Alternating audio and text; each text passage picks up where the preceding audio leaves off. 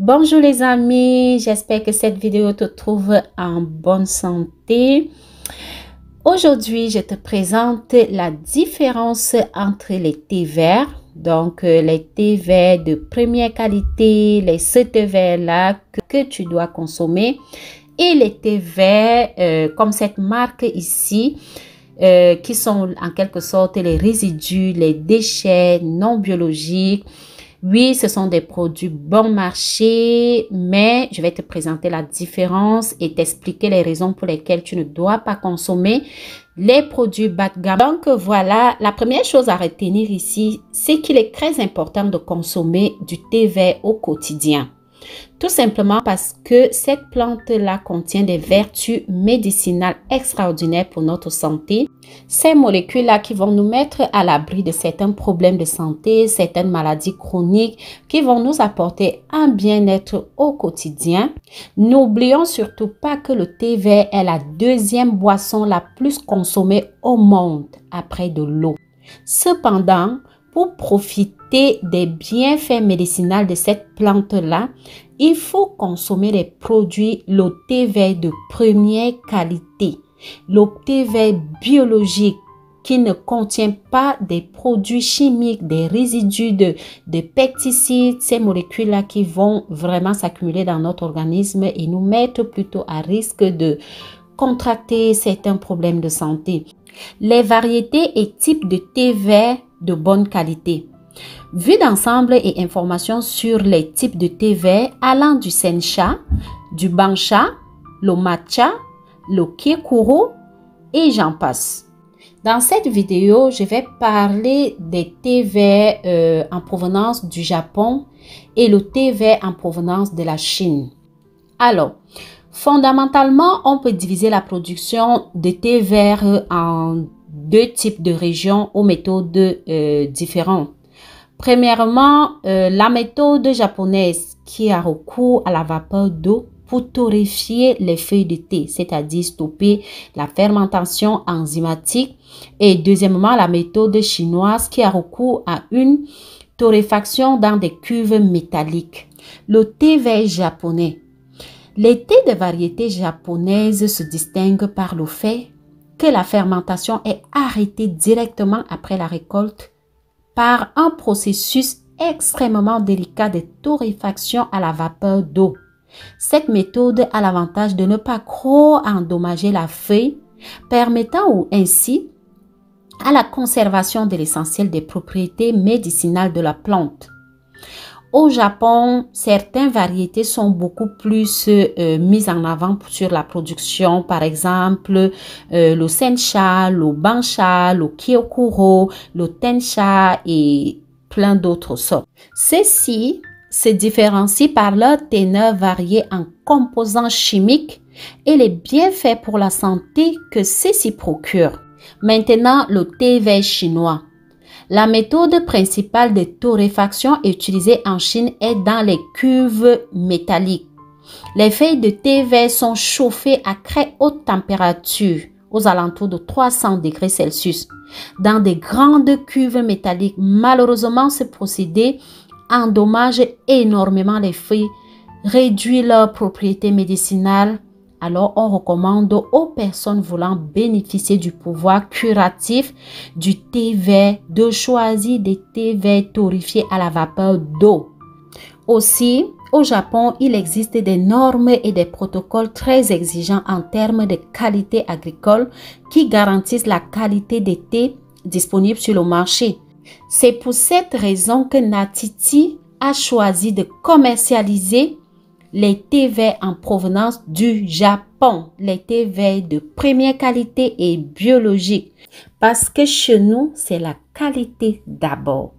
Pour l'instant, nous avons mis à votre disponibilité les variétés suivantes: le matcha, le sencha, le bancha et le kekuro. C'est quoi le kekuro? Le kekuro est un thé vert de luxe. Un thé vert de luxe en provenance du Japon. Sa composition et ses bienfaits exceptionnels pour la santé viennent du fait que c'est un thé d'ombre. Ce type de thé vert japonais se distingue principalement par le fait qu'il est recouvert, donc mis à l'ombre avant sa récolte. Les bienfaits du Kyokuro. Sa combinaison unique d'une abondance de L-théanine et d'autres acides aminés, d'acides gras, de chlorophylle, de caféine ainsi que de polyphénol dans le Kyokuro lui confère sa noblesse de saveur exceptionnelle, mais aussi ses bienfaits particuliers en termes de santé. Il est aussi important de savoir que la caféine dans le thé vert en général est nettement mieux tolérée et offre même des bienfaits très spécifiques. La caféine du Kyokuro et des autres thés verts présente donc la particularité d'être beaucoup mieux tolérée par l'organisme, étant associée à d'autres substances actives qui la complètent et allègent son effet. Alors, les liaisons chimiques entre ces autres substances non existantes dans le thé noir, dans le café, permettent à l'intestin de l'assimiler en douceur au lieu de pénétrer agressivement notre organisme ou de la rejeter, ce qui peut causer l'effet laxatif et cet effet peut être agressif sur notre flore intestinale. Maintenant, parlons du sencha. Côté santé, le sencha peut être considéré comme le roi des thés verts. Certes, chaque thé vert possède des vertus remarquables, mais c'est à travers le sencha que les nombreuses propriétés de la plante de thé s'expriment de la manière la plus équilibrée et efficace en termes de prévention santé, d'éléments nutritifs et de traitement de nombreuses maladies. Il surpasse largement les autres variétés de thé du fait de son exposition prolongée au soleil. Le sencha est particulièrement riche en substances amères et notamment en catéchines.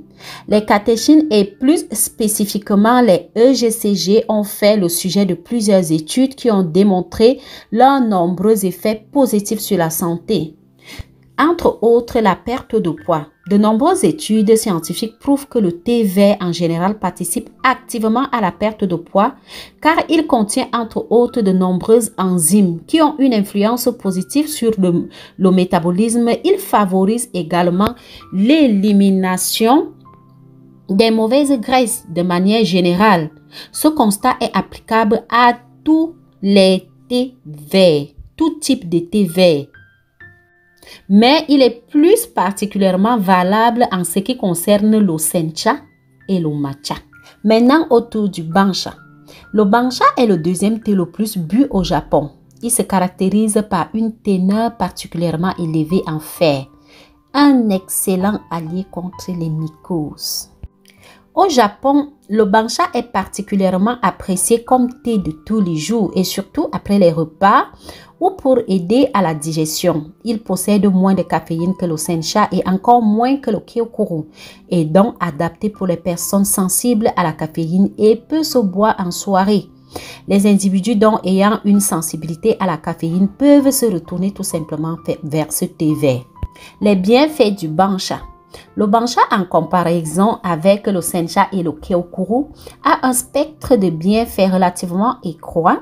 Il joue cependant un rôle très important dans le bien-être de ses adeptes pour les raisons suivantes. Excellent fournisseur de minéraux et d'oligo-éléments, notamment le fer. Il est particulièrement adapté pour les végétariens, les végans ou les femmes durant leur période menstruelle. Un très bon bancha comme celui de Natiti peut contenir de 30 à 50 oligo-éléments essentiels à l'organisme.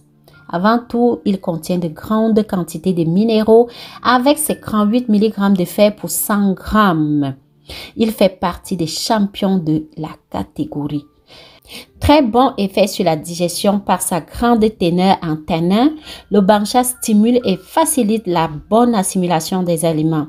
Très basique, il a donc un pouvoir désacidifiant. Le bancha est également adapté pour les estomacs sensibles, contrairement au sencha et au kyokuro. C'est pour cela que les femmes enceintes ou allaitantes peuvent boire ces thés verts. Très important de valider avec votre médecin de famille que selon votre état, vous pouvez consommer ces thés. Une astuce importante aussi est que, une fois infusé, un thé vert de qualité premium offre une couleur verte et lumineuse. S'il prend une couleur jaune ou ambre, c'est plutôt mauvais signe. Donc voilà, il est aussi très important de savoir ici que les feuilles de thé vert de première qualité se consomment après infusion. Dans un riz cuit vapeur, dans une soupe, dans une omelette, dans une salade. En fait, pas de gaspillage parce que c'est la qualité.